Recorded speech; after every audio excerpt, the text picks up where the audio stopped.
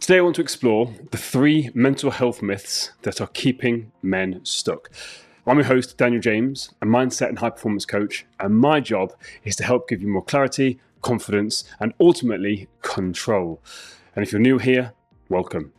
The first myth I want to dive into is perhaps the most dangerous barrier to men's mental health support. And that myth is that real men don't need therapy, counselling, or any form of coaching because it's a sign of weakness. Now, if you know my story, you will know that when I hit my rock bottom, I didn't reach out for therapy, counselling, or coaching. And actually, it was a friend that helped me get out of that rock bottom. However, had I known then what I know now, the very first thing I would have done once I'd reached out to somebody to get some sort of help was get myself a coach, mentor, therapist, or counsellor. Because you don't know what you don't know. And yes, you can navigate yourself out of a dark place, or not necessarily a dark place, maybe a challenging time. You absolutely can. But if you have a coach, mentor, guide, it makes things so much easier. And I always say that the hardest thing I've ever done is navigate the battle that was going on inside my head. So this very thing about reaching for help in whatever capacity that is a form of weakness. Was clearly created or started by somebody that's never actually unpicked what's going on inside their own head. Because anybody that's gone through any sort of struggle will know that actually getting help is the hardest thing. And because it's the hardest thing, that shows real strength, which is the opposite of what this myth is saying that it's weakness. I don't see this as weakness at all. But this kind of myth stems from that very typical masculine stoicism where men showing any form of emotion is weakness. Now, this is a very old way of thinking. I believe we have come a very, very, very long way as a society. However, there's still some work to be done. Because yes, as younger generations are coming up, they're a lot more emotionally aware. Absolutely. There are still generations of people that are struggling because they didn't get that support. And they're the ones that potentially need it the most. So it's just understanding that, yes, although changes have been made, there still is a lot of work to be done. Because this thing of real men should be stoic, self-reliant, which we're going to get onto in a second, and emotionally restricted is completely false. Because it creates what psychologists call masculine discrepancy stress. I'll say again, masculine discrepancy stress. And this is where men perceive themselves as failing to meet impossible masculine standards. I want you to think about this. Again, whether you are a male listening to this, whether you have a male in your life, which you will do, either your dad, maybe a brother or a partner, just think about the role models that men have growing up. A lot of the role models that men have growing up are Superman, Batman, the Avengers. All of these characters are what? Stoic, strong, six-pack, ripped. And I got stuck into this cycle myself when I got into modelling. I was there, I had the six-pack abs, I had everything on paper that I should have had. I had the money, had the good job. But that was when I was at my most depressed. Because this whole thing of here, there's this masculine discrepancy stress, that's what I was suffering with. It's only through doing research for this podcast that I realised it was a term. Because I was trying to meet this impossible masculine standard.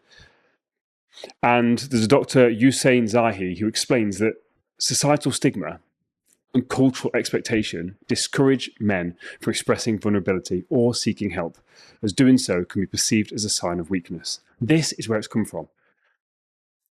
But research now shows us that seeking help actually requires courage and strength, which is exactly what I shared earlier on. The very act of reaching out and getting that help will be the best thing you ever do because it really does show that strength and courage, more importantly. A national study found that 65% of men that were experiencing mental health concerns actually wanted treatment. They wanted the help. And that directly contradicts the men don't want help narrative because they do want help. The barrier isn't the unwillingness, it's the fear of judgment and social consequences. Because men don't want to be seen as a pussy, as weak. We have to be seen as this stoic, this masculine. We can do what we need to do. But that's not the case. The more we try and take on all these problems ourselves, and the more we don't receive help, the more we can get stuck. There's nothing better than having somebody that doesn't know you, has got no judgment, and their sole purpose is to help you get out of a sticky situation. And I say it doesn't have to be through therapy. It can be through counseling or coaching or getting yourself a mentor. All four of those are different in their own right. And it's finding what works for you. And just realize that there's more than one type of therapy, more than one type of counseling, more than one type of coaching. So if trial one doesn't work, okay, that type didn't work, or maybe you didn't get on with the person that you were with, but don't write the whole thing off altogether. For seeking help demonstrates emotional intelligence, self-awareness, and genuine strength. There's a very big difference between acting tough and being strong. It's a very big difference between acting tough and being strong. And being willing to be open and vulnerable, to navigate some of the demons that you've got going on inside of your own head, that's being strong.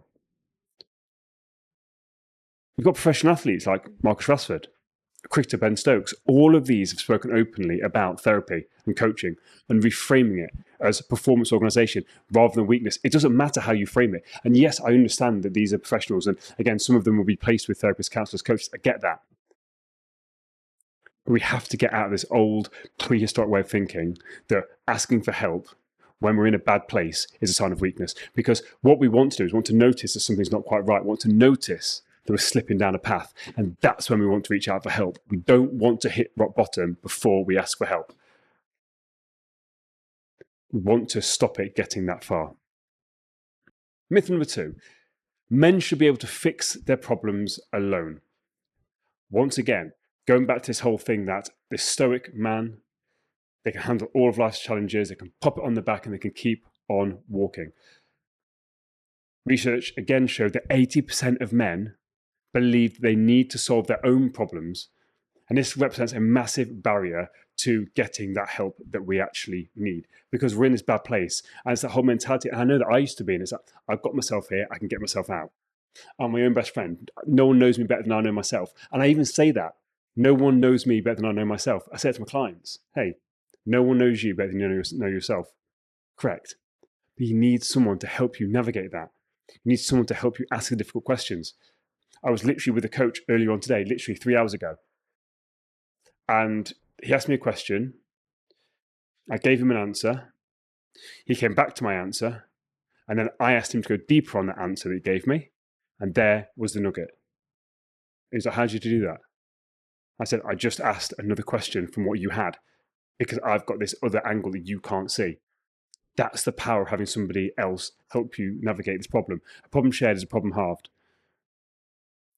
This whole expectation of total self-sufficiency isn't realistic, and it's also very psychologically damaging. There's a therapist called Blake Robertson who specializes in men's mental health, and she observed that most guys aren't taught how to name what they feel. So instead, they manage it quietly on their own, and their mental well-being suffers from it. And for me, when it comes to, because the key part here is, aren't taught to name how they're feeling. Now, I'm not very academic, and sometimes words don't do justice to how I am feeling. So what I teach, not just men, but people I work with, is, okay, right now, listening to this or watching this, if you were a colour, what colour would you be and why? Because just using a colour and going inwards and thinking, okay, well, what colour would I be and why? You're starting to look inwards and ask yourself the questions to start to understand and become aware of yourself and how you're feeling. Now, a colour is very different to a word. But we don't care about the word. A word is just a word. What we're trying to get at is that feeling. How are we feeling? And how does that express? How do you express that feeling? What words do you use? And maybe a colour doesn't work for you. Okay, we'll use a shape. If you were a shape, what colour would you be? And why? Once again, okay, well, I'm feeling this way, which is more like a triangle or a hexagon. And do you know what? Maybe it's a bit red because of it. Straight away, you're using other things to get to the basic premise of what we want. And that's understanding how we're feeling. That whole traditional masculine emphasis, again, is all about independence, problem solving, and makes this professional help appear as though you're a personal failure. What, you can't handle it yourself? You need someone to help you? But realize that the people that say that are often the ones that need the therapy, need the counseling, need the coaching, but they're too afraid to do it. And because they're too afraid to do it, they're putting that on you. I know that I should go. I don't want to go and I'm scared. You're thinking of going, oh, that makes me feel uncomfortable because then that highlights the fact I should be going, but I'm not. I'm going to say that it's weakness. I'm going to say that it's a failure. You're a failure. You're a loser. You can't do it yourself. So we see how this works. We then get this thing called gender role strain. And this is where men stress and experience cultural masculinity standards that prove impossible to meet, just like we mentioned on that first point. So one place to start is talking about mental health. Actually talking about that with another man that you trust. Again, you may not have a parent or an uncle or anything like that, but you may have a friend, and it may not be that very, very close friend, but it may be someone that you know has gone through some stuff. Reach out to them, because talking about it helps us tune into each other and ourselves. And the more we open up to each other, the more safe space we create. And for those of you that aren't aware, every Wednesday evening at 8 p.m, on BBC local radio, it goes out nationally across the whole of the UK, I do something called the Circle of Men. And the premise of the Circle of Men is a group of men getting together on the radio and discussing problems just like this. And sometimes we just start talking about washing or something random, and it always steers back into a deep conversation that's got some profound meaning. And that's what you want to try and create more of. Because even the strongest, most capable men benefit from professional guidance and peer support. The final myth is that depression is just sadness, and the men don't get depression like women do. Now, this myth creates a double barrier. The first thing is just kind of saying that depression isn't a real thing and downplays the severity of how you may be feeling. And at the same time, it also suggests that men either don't experience it or experience it so differently that standard approaches won't work. So if standard approaches don't work, then it goes back to point one, that again, we're not going to go to therapy, counseling, or get coaching. But men and women experience very similar rates of mental health problems, but men often present symptoms differently. Women show classical signs of sadness and tears, whereas men frequently experience depression through irritability, anger, aggression, substance use, and behavioral change. Now, this externalized pattern means that male depression is often misdiagnosed or dismissed entirely. But did you know that men are 3 times more likely to become dependent on alcohol than women?